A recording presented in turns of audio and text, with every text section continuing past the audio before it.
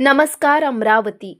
अमरावती शहरात अवैधरित्या शस्त्र बाळगणाऱ्या विरोधात सुरू असलेल्या विशेष मोहिमेत गुन्हे शाखेला मोठे यश मिळाले आहेत. एमआयडीसी आणि मायानगर चौक परिसरामध्ये तलवारीच्या जोरावर नागरिकांना धमकावून दहशत पसरवणाऱ्या रेकॉर्डवरील गुन्हेगाराला पोलिसांनी जेरबंद केले. पोलीस आयुक्त राकेश ओला यांच्या आदेशानंतर गुन्हे शाखा पोलीस निरीक्षक संदीप चव्हाण यांच्या नेतृत्वात पथकाने गुप्त माहितीच्या आधारे सापळा रचून आरोपी बादल किशोर लुंड याला ताब्यात घेतले. चौकशी दरम्यान आरोपीने तलवार बगिया टी पॉइंट जवळील झुडुपात लपवून ठेवल्याची कबुली दिली. त्या ठिकाणावरून पोलिसांनी सुमारे 1500 रुपयाची लोखंडी धारदार तलवार जप्त केली. या प्रकरणी शस्त्र कायद्याच्या अंतर्गत गुन्हा नोंदवण्यात आला आहे. शहरामध्ये कायदा आणि सुव्यवस्था कायम राहण्याकरिता अशा कारवाया पुढे सुरू राहणार असल्याचे पोलिसांनी स्पष्ट केले आहे. ही कारवाई पोलीस आयुक्त राकेश ओला यांच्या आदेशाने गुन्हे शाखा पोलीस निरीक्षक संदीप चव्हाण यांच्या नेतृत्वात सहाय्यक पोलीस निरीक्षक मंगेश इंगोले, पोलीस कर्मचारी गजानन ढेवले,